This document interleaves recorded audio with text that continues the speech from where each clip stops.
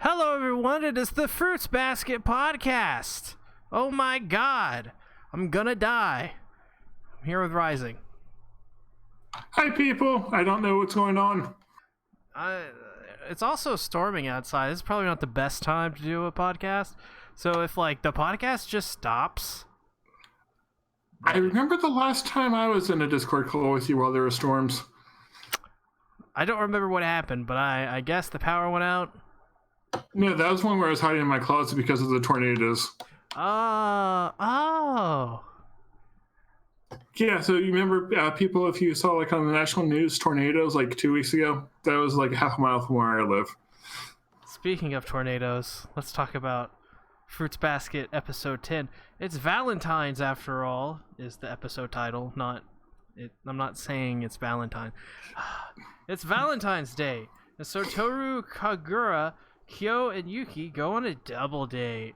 While that is happening, Shigure meets with Akito, and we are introduced to a new character, Shigure's editor, who had an interesting introduction. Yeah, that's one way to introduce a character. Yeah. And they reintroduce one as well. They reintroduce Kagura. Yeah, Kagura. And we also have Shadow Blazer in the chat, so hello, Shadow Blazer. So yeah, this episode it started off kind of slow like a lot of them do, but there's a lot of interesting stuff that happened. Mm-hmm. Right. There's a ton of stuff that happened. Yeah, I have a page and a half of notes looking back at it, and I could have probably taken more. I have over a half page of notes, which for me is quite a bit for these kinds of shows. Usually I keep the notes to less than a half or a half, and it's over half, so that usually means a lot of stuff happened. To me, it had a similar pacing to last week's episode, where I didn't feel it was all there. It wasn't a bad episode by any means. It just, I don't know. It was different. It feels a little bit rushed with how much is happening every episode, but I don't know if I'm criticizing the show for that. Right. I don't know if that's a bad thing yet. It's not anywhere near a point to where it's harming the show. Not even close, really. It's just right. It's different for this show. It's different. And it's they have a lot of things they seem to be wanting to do every episode, because here we have the Valentines, we have the Kyo and Kagura, we have all the stuff with Shigure. Which I guess we should talk about a little bit of the news as well. I guess Yuki's voice actor confirmed 63 episodes. I don't know how official of a confirmation it is, because maybe he's just a voice actor, so doesn't know everything. But yes, it was a couple weeks ago he said that Fruits Basket will be getting a full 63 episodes.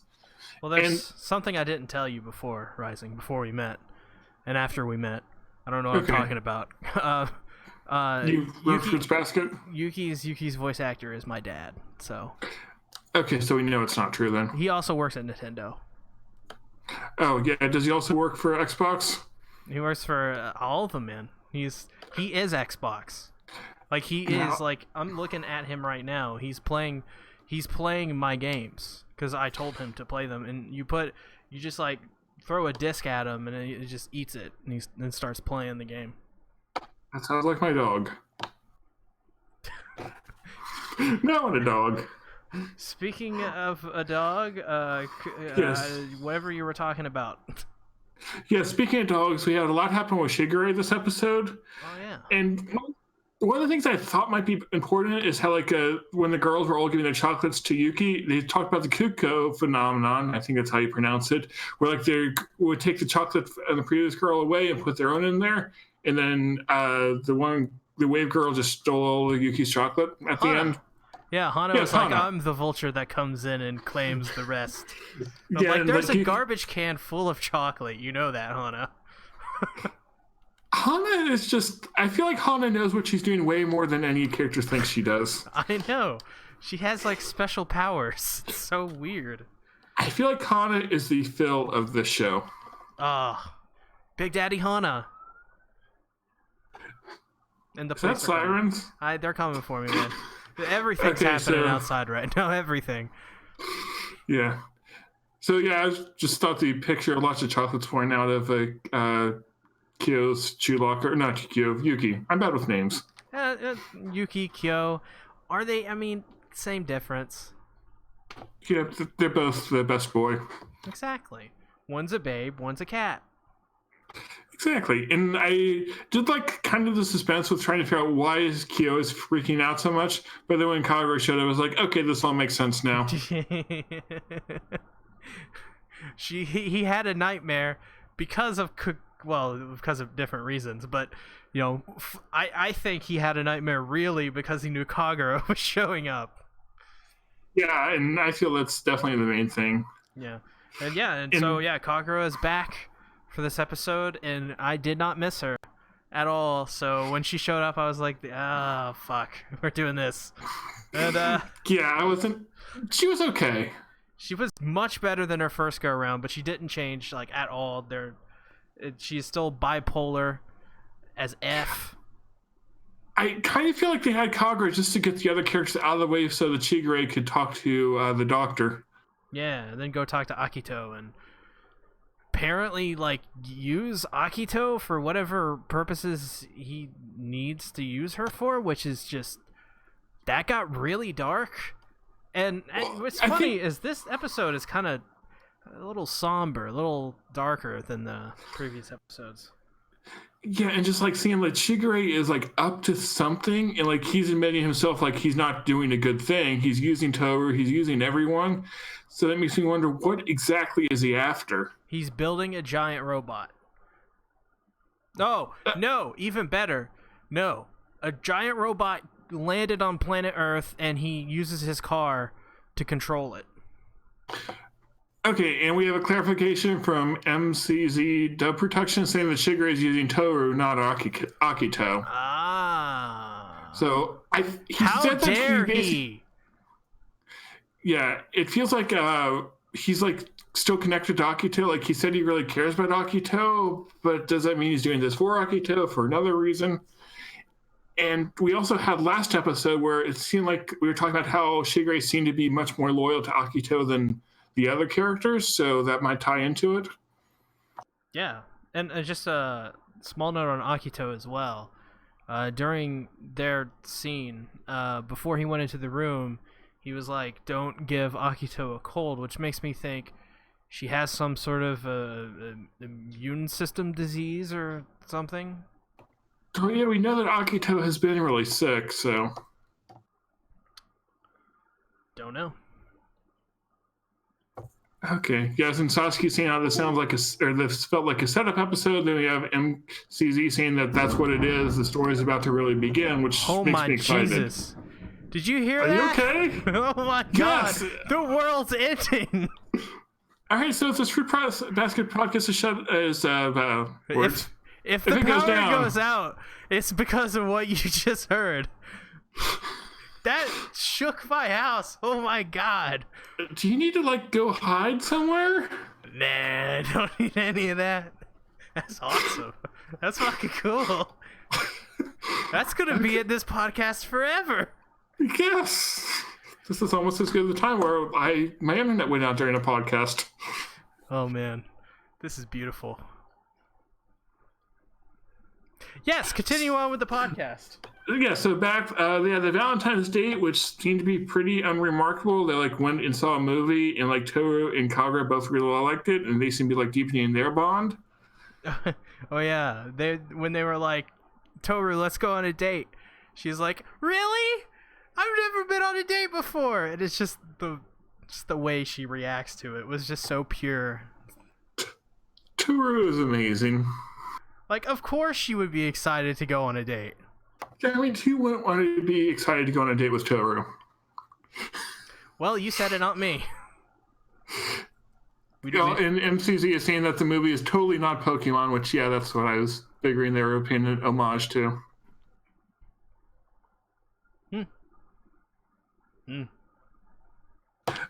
Yeah, so the date really felt unremarkable, so that's why I think that wasn't really the focus of the episode. It was more on the characters. And something else that was interesting is how like Shigure was seen to be like pushing Kyo more, basically saying that the reason he feels like he has to hate Yuki is because he doesn't want to like get to know Yuki. Yeah. Which is also as like, I think as well. Kyo said he hates Yuki in this episode, so that further adds to that. Yeah, and it's like it feels like they're trying to like bring down the walls around Kyo, and I feel like there's a bigger reason for why he has those walls built up. It's probably because he's always getting beat up by Kagura. I mean, that would, yeah. So we should just like throw Kagura out a window then. I'm okay with this. Is it okay? Is it okay? Can we say that? Can we do that? The internet hasn't exploded, so I think so. Whoa! Oh, we had kind of like a little bit of a repeat of an earlier episode where Kyo jumped out of the window and tried to escape. Oh yeah, this time he did not. He like tried to run out the door and got like clotheslined by the book the teacher had. And the teacher had hair dye, which was beautiful, yes. Nice touch. Yeah, actually, I have in my notes he should just use the window again. Yeah, who is stopping him from jumping out of the window and just running? Exactly. If you need to get out of school in a hurry, just use the window. If you're Kyo, he's a cat, so he can do that. That explains a few things. You're right. Also, in the ending, he sleeps on that tree like a cat does. Except for he's a human. You get it? He's a cat, but he's also human. So never mind. Yeah, I don't know where that one's going. And yeah, something else I thought interesting when they were at the Soma family is that the doctor is saying that both Shigure and Akito are using Toru. And I'm trying to figure out exactly how Akito is using Toru, because it seems like she's just trying to help the characters get along more. So how does that tie into his plan? These people are really manipulative. I don't even have like the slightest idea of what they could be using Toru for. Yeah, and Shigure, maybe he's... still, I don't see like how he's doing anything manipulative. At least not the way they framed it so far. It's... Yeah, it seems like he's doing nothing but helping Toru. Yeah, I mean, letting him sleep in or live in their house. Yeah, like unless maybe like his way of getting closer to her friends, like maybe he's going to use the Wave Girl for something. Oh, they're gonna use the blood swaves from Dragon Ball GT, and then Kyo's gonna turn into a giant ape, and that's his plan. I mean, the monkey is a member of the Zodiac. Oh, is Goku in this universe? He shows up next episode. Oh, hell yeah. Yeah, and then I had trouble following the thing where they were talking about like Akito's past with them dreaming and crying, and Akito and Shigure trying to like hold on to what they found there or whatever it was. Yeah. Also, yeah, so I'm sorry, I'm reading notes right now. Okay, so I'm on autopilot. Yeah, so go with whatever you're saying. Well, with the Shigure, this whole episode in general, he just like gets a whole bunch of character development, and I really appreciate that because Shigure at one point says he's just the dirtiest. He's also, manipulating people. Right. And I wonder as well, like, what they're trying to build up with this editor character. Yeah, because I wonder if she also Soma, because I feel like all the new characters they introduce are. Yeah, is she in the ending? I think she is. She's like sleeping on a sheep. I think. So maybe she is the sheep Zodiac? Maybe. That would, yeah. So it could, And when she first called at the beginning, when there was talk about, like, she said she didn't mind if he screened her calls, I was trying to figure out who that was. Is it a character we knew or someone else? Mm-hmm. Yeah, yeah. I wonder as well, like, I wonder, like, why when she showed up, she was so suicidal. Yeah, that's not even an exaggeration. Like, why over, like, not return phone calls and stuff? Like, what? Like, what? Yeah, What? and then I used to wonder, like, does he have some sort of, or does she have some sort of feelings for Shigure beyond just being his editor? How old is she? Don't worry about it. Because if she's a high schooler, it explains so much. I mean, Shigure does seem to enjoy being with the high schoolers. This is true. He lives with 3 of them. Exactly. I mean, that's a normal thing to do, right? I mean, not really. I think we should definitely call someone. The We should Ghostbusters. yeah, I had them on speed dial. Also, I thought it was funny, the movie that they go see is just like these, like, it's very, like, I don't know, very 60s, like, it looks like a very 60s anime that they were watching, and they basically, the whole dialogue of what they saw was just people yelling Mogeta. Right, it felt like a Pokemon movie, kind of, but, like, in an older style.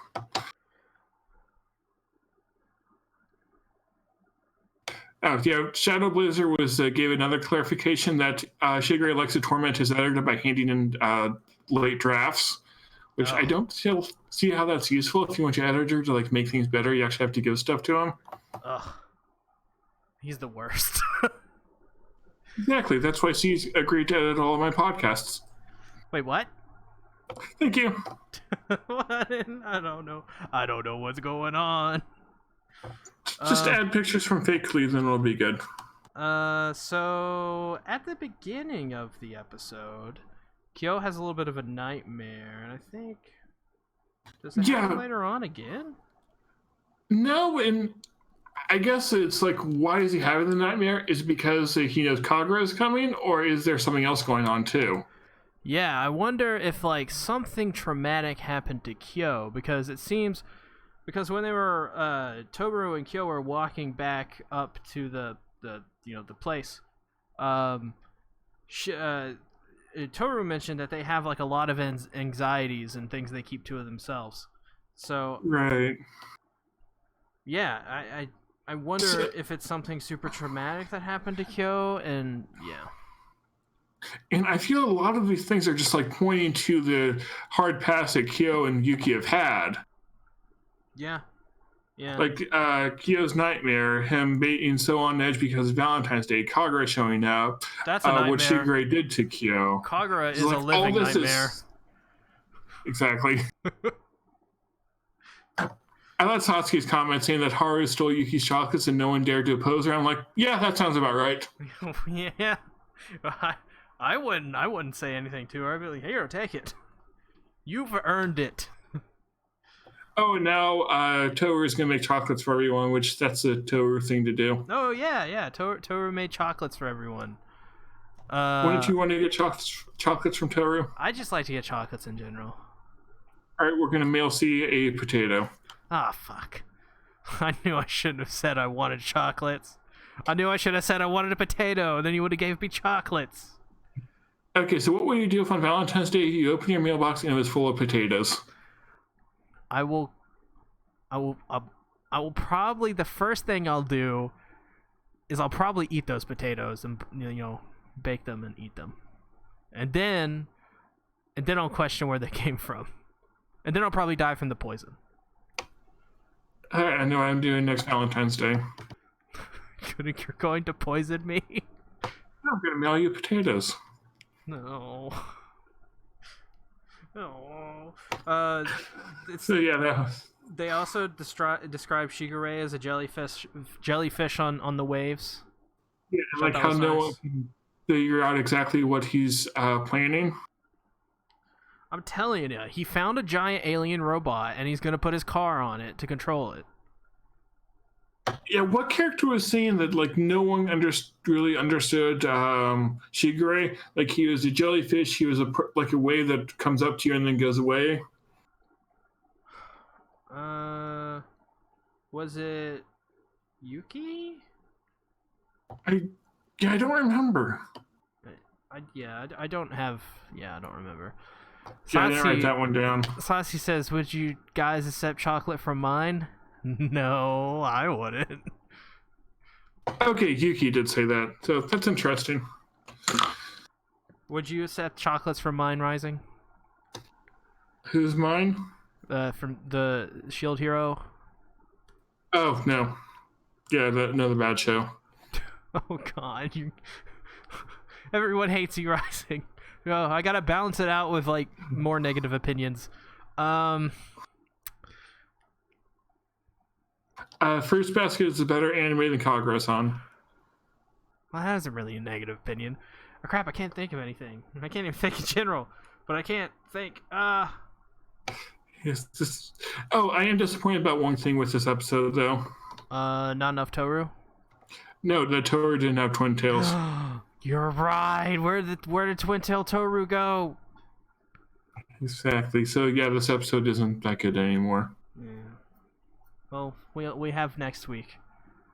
If they don't deliver the Twin Tails by next week, we will make a change.org petition. I've made those before. Then I get laughed at. I have this joke in one of my upcoming videos. It's my Fate video where I make a joke about signing a petition to change Sakura's name to Thick Purple. I'm gonna actually make one. Well, there's a time that I made a change.org position telling Shadow Blazer to talk about more change.org positions on his podcast. That's great. How many signatures? I don't know. I need to find that after this podcast. What if like 50,000 people signed it? I'll try and find it for you. But yeah, something that Satsuki mentions that this episode felt like a setup. So I'm wondering, what are they setting up? Like, what have they been setting up these past few episodes? I mean, besides Shigure having a giant robot controlled by his car, I definitely think it feels like something they're setting up something larger too, in terms of the plot and story and stuff, just in general. Like, it feels like maybe in a couple or so episodes, like the depth of this anime may be widened a little bit. Yeah, and it feels like they've introduced like pretty much all the important characters. Like we have most of Zodiac already. And this episode was showing like Akito and Shigure both have their plans, so maybe those will come more to fruition. I'm wondering, like with Toru, so far she seems to like everyone. Like she wants to help everyone, thinks that everyone is a good person. And I'm wondering if that's something that they're going to start breaking. Like if she sees what Shigure is really after and what some of the other Somas are doing. When Toru finally figures out, hey, that guy's a lolicon, that's when shit goes down. Exactly. She becomes Shinji Ikari. She goes through the 3 stages of depression. And then she uses a mech to blow up the world. Just the whole episode is her curling up in a ball saying, I mustn't run away. I mustn't run away. Oh, but she's in an elevator, but that is not moving at all. Oh, yes. And she's covered in blood for some reason. Sorry, I had a text message during the middle of the podcast. It's perfect. So, yeah, I think just having like Toru's worldview challenge with this was definitely a place that you can go. And then just like figuring out more about what's going on with the Somas. Are there connections between like her Toru's family and the Somas that we don't know about? Or between Hana, because like Hana seems to have powers. So how exactly did those tie in? As the episodes do go on, it feels like Hana's powers are less of a joke and more of a serious thing. Yeah, like she has a role in the story beyond just being Toru's friend, I'm sure. So what is Uo's role? Is she gonna like show up with a lead pipe and kill people? She's going to kill Akito with the lead pipe. Oh man. No, she's gonna kill Kagura with a lead pipe. Ugh. Oh, well, that would be a fight I would like to see in general. That would be cool. They need to do more action scenes. Yeah. That's why Goku's showing up next episode. But then Hana will defeat Goku with her magical waves. You know what? I'm okay with it. Goku has had his day. Exactly. He needs to pass the torch. He should learn not to mess with Hana. That too. And yeah, we also have like Shigure's editor, who I wonder like if she will have more of a role, because it seems strange to introduce a character like that if they don't have an important role. She's gonna be the one who comes up with the name for the giant robot controlled by the car. Or because she has read all of Shigure's works, that she'll find the hidden message within them that will be the secret to saving everyone. I wonder. Yeah, I do wonder if like his like the books and stuff he writes will have any role in the future. Yeah, and this show seems very intentional with the details it puts in about the characters. Yeah, I do wonder. Like we have and her family and how that like fits her personality so much. So what's going on there? I really have no idea where the show is going to be headed. Yeah, like this is not just like a simple romance show. There's much more going on than that. I definitely feel like there's going to be some robots controlled by some cars, though. Definitely. At least it will be in your imagination. Oh my god. Is that all? I feel like we need to watch more mech anime. I feel like Sea Tactics needs to not get sick. Because next time you should. It's bad for podcasts. No, you should take NyQuil and then do a podcast. Oh god. That would be an experience. Isn't it like, didn't they have like a South Park episode where they all drank NyQuil and stayed up all night? And then the characters are the creators. They go. I mean that probably happened too. I sometimes wonder what drugs some of the animation creators are on. So is that it? Are we done? Yes, I have a lot to talk about. Well, we got through it all quickly. It's because I don't know. I don't know what's really going on right now. So there's that.